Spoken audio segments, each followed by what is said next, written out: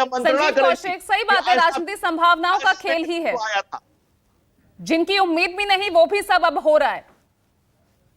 देखिए पूजा, TV screen पर पिछले 2-4 दिनों से जो दृश्य दिखाई दे रहा है बड़ा दिलचस्प दिखाई दे रहा है। एक तरफ एक पुत्र की लालसा, एक पुत्र के प्रति पिता की बेचैनी दिखाई दे रही है कि कैसे उसे राज्य की सत्ता की गद्दी पर मुख्य रूप से सौंपा जाए।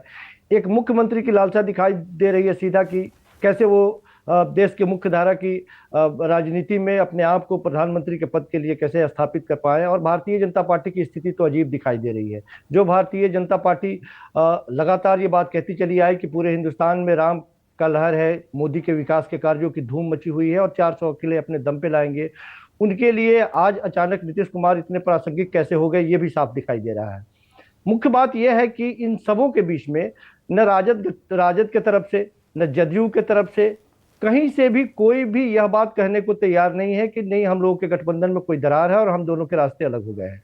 लगातार दोनों पार्टियों के लोग और शीर्ष स्तर के नेता भी, छुटभैया नेताओं की बात छोड़ दें, नहीं, अंदर खाने तो सब कुछ चल रहा है ना संजीव जी, बैठकें सबकी चल रही है, दिल्ली से पटना तक सब नेताओं की दौड़ हमें दिख रही है।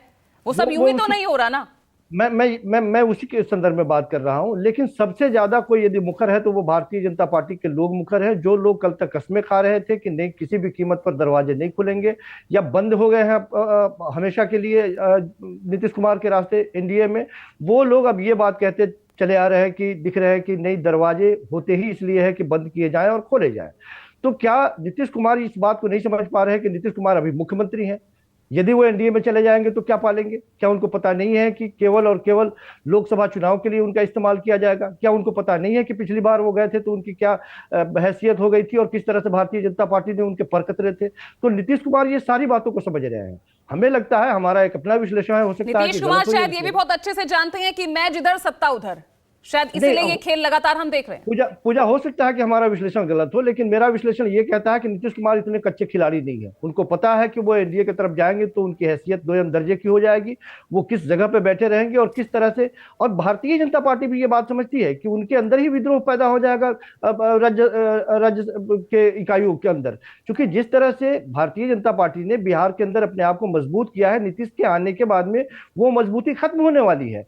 तो वो केवल और केवल सारे चीजों पर एक पर्दा डालने का प्रयास केवल इसलिए कर रहे हैं कि अभी लोकसभा में किसी तरह से भारतीय जनता पार्टी को अपनी साख बचाए रखनी है। जो लगातार वो दावा करते रह रहे हैं, उस दावे को मजबूती के साथ वो लोगों को दिखा पाए, उनकी कोशिश ये है। लेकिन नीतीश कुमार, मुझे ऐसा लगता है कि इतने कच्चे खिलाड़ी नहीं है और आज शाम तक हो सकता है कि समीकरण साफ आपको दिखाई दे। चूंकि राजद